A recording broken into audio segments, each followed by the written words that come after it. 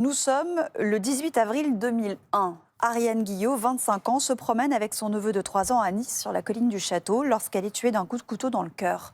Presque 25 ans plus tard, le pôle Cold Case de Nanterre a lancé un appel à témoins cette semaine. Et c'est vous qui allez traiter ce dossier, Franck Denrol. Bonjour. Bonjour. Vous dirigez l'Office central pour la répression des violences aux personnes, l'OCRVP. Il y a eu 2 enquêtes, il y a eu 2 non-lieux dans cette affaire. Pourquoi cet appel à témoins maintenant ? Et en fait, c'est un moment où on pense que beaucoup de pistes ont été envisagées et on peut tenter de relancer l'attention de la population sur cette question-là. On a développé un nouveau système qui s'appelle Enquête d'indices, qui permet de communiquer des dossiers auprès du grand public.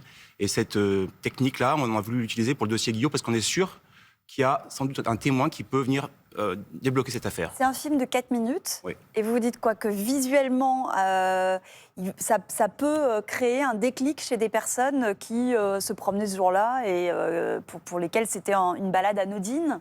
En fait, à la base, c'est un appel à témoins, donc c'est assez commun. Mais là, cette fois-ci, on le met d'une façon un petit peu différente. C'est moderniser un peu l'appel à témoins avec une vidéo courte, donc tout le monde peut la suivre assez facilement, avec des éléments d'enquête précis. En fait, ce sont des éléments qui sont sortis du dossier, des photos, des éléments d'archives.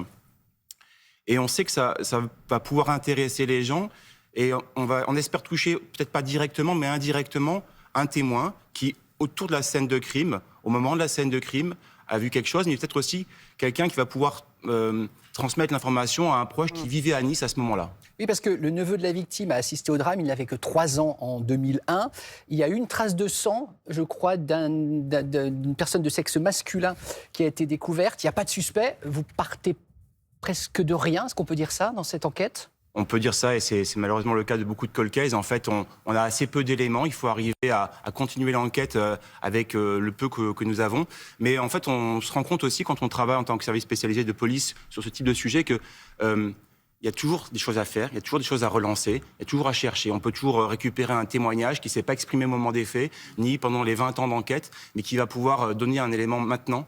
Peut-être parce qu'il pense que c'est le moment, peut-être parce qu'il va se rappeler d'un détail des fois anodin. Et nous, on va recevoir tous ces témoignages, on va prendre tous les témoignages, du plus précis au plus diffus. On va les trier, bien sûr, mais on va tous les traiter. Mais ça veut dire qu'on peut avoir un éclair sur un jour comme ça précis et une image extrêmement justement précise de ce qui s'est passé. Ça arrive, ça, 20 ans après ? Oui, alors la mémoire, elle fonctionne de façon un petit peu particulière, mais en fait, c'est pour ça qu'en fait, cette vidéo, elle est pensée avec la justice et avec les services de communication du ministère de l'Intérieur pour toucher exactement la mémoire des gens. C'est-à-dire on date exactement, on situe les lieux, il y a plein de photos qui situent les lieux. Ça permet de rappeler aux gens qui vivaient à Nice à ce moment-là ou qui étaient en visite à Nice, qu'ils étaient effectivement dans ce coin-là et qu'ils ont peut-être vu quelque chose. Ça peut être autour des faits, je vous le précise bien, mais ça peut être aussi quelqu'un qui, aux alentours de Nice, a vu un comportement d'un proche, une relation différente, très changée ce jour-là. C'est la 5e fois que ce type d'appel à témoins est lancé, enquête d'indices. Est-ce que précédemment, ça a pu fonctionner ? Ça a pu soit ouvrir de nouvelles portes de l'enquête, soit au contraire en refermer ? Alors en fait, on a des témoignages qui nous arrivent dans chacune des diffusions qu'on peut réaliser. Sur enquête d'indices, pour l'instant, on a eu pas mal de travail à faire, mais pas d'éléments qui ont permis de manière très tranchée, catégorique d'évoluer. On a un dispositif dans lequel on est impliqué aussi avec Interpol qui s'appelle Identify Me, qui est basé sur le même principe en réalité, des femmes retrouvées mortes dont on ne connaît pas le nom. Et là, on a quand même sur 47 dossiers 4 succès au niveau international. Ce n'est pas que la France, ce sont des succès pour l'instant qui se passent à l'étranger, mais auxquels la France participe. De quand datent les plus anciens cold cases que vous avez à traiter ? Alors pour nous, c'est au début des années 80. 45 ans. Ouais.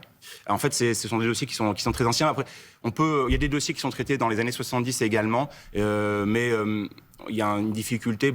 La preuve s'est effacée, les témoins sont plus forcément là, les auteurs sont peut-être disparus également. Donc, plus on remonte dans le temps, moins il est évident d'avoir un résultat dans ce type d'enquête. Combien y a-t-il en France d'affaires non élucidées ? C'est très difficile. En fait, il y a plusieurs centaines de dossiers dans les services de police, de gendarmerie, dans les tribunaux. Certains sont clôturés, certains sont encore travaillés. En fait, moi, je pense qu'ils sont sous-estimés, le chiffre est sous-évalué. Ouais. Quand on connaît les chiffres chez nos amis allemands, américains, néerlandais, on voit qu'il y a beaucoup plus de cold cases recensés. Donc Mais nous, on en s'efforce. centaines, en milliers En milliers. Ah. En milliers, c'est 4 000 dossiers en Allemagne, par exemple, 24 000 aux États-Unis. Alors, bien sûr, population différente, criminalité plus violente aux États-Unis, par exemple. Mais néanmoins, c'est clair qu'on n'a pas quelques centaines de dossiers cold case en France, on en a beaucoup plus. On s'efforce de les recenser, c'est ce qu'on appelle la mémoire criminelle. En fait, mon service est en charge de ça, de recenser ces différents cold cases, et pas donc simplement pour en faire un état des lieux, mais aussi pour pouvoir les sélectionner, les travailler avec la justice, les prioriser. Ouais. Certains vont être bientôt frappés de prescription. Il faut absolument empêcher que la prescription, et donc les rouvrir pour les relancer. Certains ont des éléments d'enquête dedans qui n'ont pas été touchés depuis 10 ans. Et donc les techniques ont progressé, voilà. Il y a l'intelligence artificielle. Donc voilà, c'est ce qu'on disait tout à l'heure, la lutte contre le temps et contre l'oubli. Merci beaucoup Franck Denrold d'être venu ce matin. Merci à vous.